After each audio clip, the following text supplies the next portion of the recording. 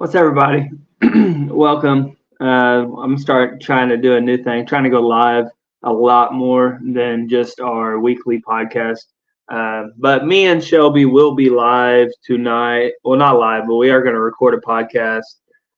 Probably about 8 o'clock is what I'm thinking. Probably maybe around halftime of Monday Night Football. But let's just go ahead and jump into it. We'll start with Saturday. A lot of big college football games on. Uh, my Kentucky Wildcats played a hell of a game and destroyed them Florida Gators. So, like, the score was a lot closer than it should have been, but we punched them in the mouth from the get-go, and we took that thing. And we got Georgia going into Athens next week, and both undefeated. Georgia's returning champs, defending national champions. So, that's always a tough task. But from what I've watched of Georgia this year, I think Kentucky has a shot. Maybe I'm wrong, maybe I'm right, who knows? But Kentucky's playing some good ball. The only thing we got to get going is Devin Leary. And he came in this year, and I was like, all right, we got our quarterback. Will Levis he had his moments where he can be electric, but he had his moments where you're like, what the fuck are you doing, guy? But we got Devin Leary, and I was like, man, this dude's going to sling it. Nah, man, he can't hit the broadside of a barn right now. So I don't know what's going on with that. I don't know if it's the new offensive scheme for him. He just hasn't settled in yet. We can run the ball. We can run the ball all over anybody, I think. Ray Davis is an absolute grown man. That dude is he's surefire. Like, I don't even know what to say to put him in perspective. Our defense is playing good. Oh, Six Fingers JJ Weaver, man, he's putting a staple on the games. But going to Georgia, it's going to be a tough game. I can see us going in there and possibly winning. I can also see us going in there and losing by 20. So, I don't know. But other than that, I know Bama, they played a really good game. I think they beat the brakes off of I think they played Mississippi State. Georgia's in a tough game with Auburn. Auburn had a chance to win that game, but they fell short. So that's what makes me think that we have a chance. Oregon, they got off to a slow start at Stanford. I was really shocked at that, but they ended up beating them by like 30. But anyway, we'll go into the NFL. Last week NFL was electric. All the games were absolutely phenomenal, I thought. Even with the blowouts. Dolphins almost breaking the scoring record. It was a blowout, but it was still exciting. Everybody touched the ball, and the Dolphins were scoring touchdowns. But then the Dolphins play the Bills this week. Everyone thinks it's going to be a shootout. Nah, Bills took that shit personally. They beat the brakes off them Dolphins. They had no giddy up. Josh Allen, Stephon Diggs, emoting in the fucking end zone. Diggs doing the Stone Cold Steve Austin, slamming beers. It was a wild sight to see. And I guess we'll go ahead and jump into the elephant of the room. Colts got off to a 20-0, falling to 20-0 to the Rams in halftime. We missed a field goal right before half. 46-yarder. Matt Gay should hit that no problem. I don't know. Just missed it. Wide right. It never broke. I don't know. I'm not a kicker, so I can't discuss that. So I don't know. And then Rams get the ball, or we get the ball first. I think we go 3 and out. Rams get the ball. They go down the field, kick a field goal again. So we're down 23-0. And Richardson said, "Hop them on back, guys. We're going for a ride." No. I think that might be.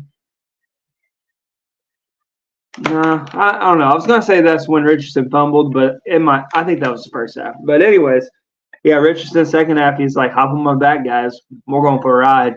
And he did. He put the team on his back. I was very impressed with him. We go down after halftime. We get a start of the third quarter. They get a 51-yard field goal from Meyer. Then we get a 35-yard touchdown to Mac. Mo Alley Cox. Dude, that was. Richardson gets his ankle stepped on by Braden Smith. Falls down. Man, I thought he broke his ankle for real. That's a big guy stepping on your ankle. stepping on his ankle, fall down, slings it, Patrick Mahomes style. Mo Alley Cox catches it and just trucks the guy into the end zone. So we're down 23-7 at that point. Then, what should have been the play of the game? I mean, straight momentum. We get an interception by Kenny Moore. We get the ball on like the 40-yard line. 4th and 6. It's still like 6 minutes left to go in the third quarter. 4th and 6. We go for it. I don't think we should have went for it. There was plenty of time in that game. We should have kicked the field goal there, but we didn't. We went for it. 4th and 6. Stopped us. So they stopped us. They get the ball back. I think we might have made them go 3 and out. I'm not 100% sure on that. But anyways, we get the ball back. That's when Anthony Richardson had a 1-yard touchdown run. Brought back the 360 spike. Crowd went electric. Everybody loves that. That has to be his signature touchdown celebration when he runs it in. Then we get the ball back again. 5-yard touchdown pass to Drew Ogletree. And on the Ogletree touchdown, we give it 2-point conversion. We got it. On the 35-yard touchdown by Mack, 2-point conversion. We got it. So, and then we went to overtime. They got the ball back. Everybody knows what happened. They drove down the field. We left Puka wide open. I mean, had a DB on him. DB let him go to another DB. Puka's wide open. He goes in the end zone. Game over. Heartbreaking end. We took them to where we wanted them. We had them. But missed field goal by Gay. Missed opportunity to kick a field goal by Gay. And that's kind of the deciding factor. We should never drop down to a 23-0 lead or fall to a 23-0 lead. So slow starts killed us. We got the Titans next week. And pretty much we need to win that game because Jags are playing the Bills in London, another overseas game. I thought that was a little odd. But Jags play the Bills. Everybody knows what the Bills are. Jags could lose that game. Texans play the Falcons. Texans are rolling on all cylinders. C.J. Stroud's easily Rookie of the Year right now if Puka don't get it. But C.J.'s playing out of his mind. I think he has 300 passing yards, over 300 passing yards in each game, no interceptions. He's playing out of his mind. Like, Texans, I mean, they're for real. So, Texans could beat the Falcons easy. Jags should lose, but you never know. Everyone says the AFC South is the weakest division in the league, but we're all 2-2, so they're all came to play this year. I do not think they're that bad. So, we'll see. I just see a crazy stat though, because the Bears once again did Bears things. I mean, they went up 28-7, I believe, with like hardly any time left in the third, and lost the game. So. I mean, I think they're right now. I'm pretty sure they have the worst record in the league. So right now they are projected the number 1 and number 2 pick. So if they want to deal Justin Fields for a pick, they could have 3 first-rounders for sure. Because I think somebody would give up a first-rounder for Justin Fields because I don't think he's that bad. I think he's in a bad system.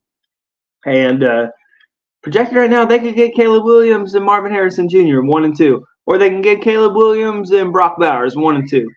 I mean, regardless, I think they're going to go after Caleb Williams if they decide to move on from Justin Fields, which is crazy because I think Justin Fields could be a winning quarterback in the league. He has all the tangibles. He can run, he can throw, but I just think he's in a terrible system. But that's just me. So, and then the Sunday night football game. So my buddy calls me. I'm on my way home from town. Buddy calls me. He's like, dude, have you seen the spread for tonight's game? I was like, no, I haven't. And he said, Chiefs minus 7.5. I was like, what? That's a lock. And I was like, yeah. I mean, we both was like, nah, that's a lock. He's like, I'm throwing 50 on it. And I was like, all right, I'll throw 50 on it. And I was like, there ain't no way that's not hitting. Chiefs go out to a 17-0 lead. We're calling. We're texting each other. We're like, bro, easy money. And then Zach Wilson figured out how to play ball again and was dealing. Like, I don't know if he looked up in the stands and seen Donna Kelsey and he's like, oh, Zach Wilson come to play, baby. But no, he was wheeling and dealing. That Jets defense was electric. I mean, they were flying all over the field. Patrick Mahomes throwing balls that Patrick Mahomes completes. And he's just 10, 15 yards short. The ball just – he threw a bomb one time. I saw him. He'd throw it, clean pocket, nobody on him, throw it, and that ball's just fluttering. And I haven't seen Patrick Mahomes play like that in a while. I mean, Patrick Mahomes don't play like that. That's the NFL's poster child right there. So, I don't know. And then it comes down to fourth quarter. Chiefs had the ball. That last drive, everybody's talking about it. I think it was down. They had them at 3rd and 20. Patrick Mahomes runs for first down. Everybody saw the holds. I mean, that dude was just straight holding them. Everybody saw it. And then they had him for 3rd and long again. I don't remember how long. And Mahomes hits it again. And then they had him 3rd and long again. Was it defensive holding? Was it not defensive holding on Sauce Gardner? Everyone's saying defensive holding, or everyone's saying it wasn't defensive holding. But, I mean, the ref throws the flag late, for sure. He threw it late. I mean, there's no doubt about it. He threw it late. But, I mean, Sauce had his hands on him. So you can call that any day, but sometimes people let it go. Sometimes people don't let it go. So I can see it both ways. But what it comes down to is Chiefs minus 7.5. Chiefs are up by 3, under 2 minutes, 3rd down. Game, I mean, not game on the line, but the game is there. Patrick Mahomes rolls out to the right, running for the first down. There's I think it's 2 yards in between first down and touchdown. Could definitely easily get the touchdown, I think. I mean, we had a safety coming down in from the left side that could have possibly hit him, but I think he just kind of walks into the end zone. Patrick Mahomes slides, ends the game. Chiefs by 3. Could have been Chiefs by 10. Everybody cashed their minus 7.5, but it didn't. That's not how it rolled. So, fuck you, Mahomes. But no, seriously. I mean, I can see why he did it. He slid down. He ended the game. It's the right thing to do because if you go for the touchdown, you go for the touchdown.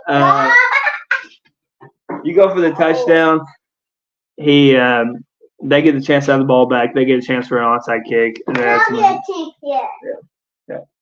they get a chance for onside kick so they could come back. So, I mean, it was definitely the right thing to do. But all right, so this is the end of the episode. Sports Talks with Seger. I'm gonna try to go live once a day at least, and keep you all updated. Keep the YouTube rolling. So if you like what we're handing out, make sure you like, make sure you subscribe, comment, send a GIF if you want to send a GIF. I mean, it's a nice thing to do. We are starting up something new. I signed up with Pristine Auction. I don't know if you guys know what that is. Pristine Auction, they sell sports memorabilia. There's a lot of mystery boxes, and I will be taking our podcast money and putting it into Pristine Auction, winning bids and stuff, and we'll be giving away to our viewers. So all you got to do is once we win an auction, I'll come on here. I will tell you the mystery box that we won. I will tell you what to do. Make sure you like, comment, subscribe, and make sure you got a comment done. And when we pick a winner, we will contact you and get your address, and we'll send it to you. Scott's free. It'll be yours. So we will be shooting our podcast tonight during Monday Night Football. Stay tuned, and let's go Colts.